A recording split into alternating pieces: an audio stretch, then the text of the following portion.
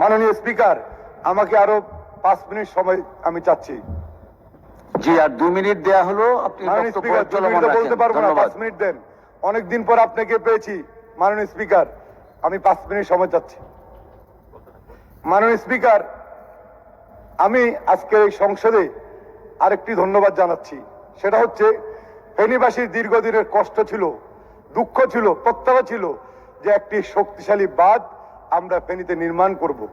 বিগত 17 বছরে ফ্যাসিবাদী সরকার শুধু লুটপাট করে খেয়েছে, একটি বাঁধ নির্মাণ করেননি। আরেকটি কথা হচ্ছে, আমার যে নির্বাচনী এলাকা, আমাদের মা দেশনেত্রী বেগম খালেদা জিয়ার স্মৃতি বিজড়িত। শুধুমাত্র বেগম খালেদা জিয়ার নির্বাচনী এলাকা হওয়ার কারণে বিগত 17 বছর এই এলাকায় কোনো উন্নয়ন কর্মকাণ্ড হয়নি। প্রতি বছর বন্যার পানিতে এলাকার মানুষ প্লাবিত হয়েছে, ব্যাপক ক্ষয়ক্ষতির সম্মুখীন হয়েছে। গতকাল একনেকের সভায় এই প্রকল্পটি অনুমোদন হয়েছে যে বন্যা যে বাঁধ নির্মাণ, শক্তিশালী বাঁধ নির্মাণ, সেই প্রকল্পটি অনুমোদন হয়েছে। সেজন্য আমি ফেনীবাসীর পক্ষ থেকে মাননীয় প্রধানমন্ত্রী, পরিকল্পনা মন্ত্রী, অর্থমন্ত্রী এবং পানি সম্পদ মন্ত্রীকে আমি আমার পক্ষ থেকে, এলাকার মানুষের পক্ষ থেকে আমি শুভেচ্ছা জানাই, অভিনন্দন জানাই। এবং আমার এই ফেনী এলাকার 2 জন সংসদ সদস্য আছেন, একজন মাননীয় মন্ত্রী আব্দুল ওয়াল মিন্টু, আরেকজন জয়নাল আবেদিন। ওনাদেরকে আমি ধন্যবাদ জানাই, ওনাদের সকলের আন্তরিকতায় আমরা এই প্রকল্পটি পেয়েছি। মাননীয় স্পিকার, আমি আরেকটি কথা বলতে চাই। মাননীয় স্বরাষ্ট্রমন্ত্রী গত কয়েকদিন আগে সংসদে একটি বক্তব্য দিয়েছিলেন যে একজন সন্ত্রাসী পুলিশ অফিসারকে গ্রেপ্তার করা হয়েছে। আমরা ওনাকে সাধুবাদ জানিয়েছি। আমি আজকে সংসদে আপনার মাধ্যমে মাননীয় স্বরাষ্ট্রমন্ত্রীকে বলতে চাই, শুধু এই বেনজির আহমেদ নয়, এই পুলিশ প্রশাসনে যারা আমাদের উপর নির্যাতন করেছে, আমাদের সহযোদ্ধাদের খুন করেছে, অত্যাচার করেছে, আওয়ামী লীগের কর্মী হিসেবে নিজেদেরকে প্রতিষ্ঠা করেছে, তারা আজকে কোথায়? তাদেরকে খুঁজে বের করে আইনের আওতায় আনতে হয়। মাননীয় স্পিকার, শুধু একজন বেনজিরকে গ্রেপ্তার করলেই আমাদের কষ্ট শেষ হবে না, একজন বেনজিরকে গ্রেপ্তার করলেই আমাদের দুঃখ শেষ হবে না। আমাদের সহযোদ্ধারা আমাদের কাছে এখনো আমাদেরকে ডাকে, কোথায় আমাদের হত্যাকারীদের বিচার?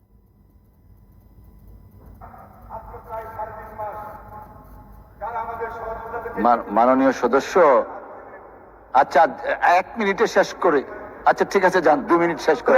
ওকে, 2 মিনিট শেষ করে। মাননীয় স্পিকার, আমি আজকে আপনার মাধ্যমে স্বরাষ্ট্রমন্ত্রী সহ সকলকে আহ্বান জানাবো।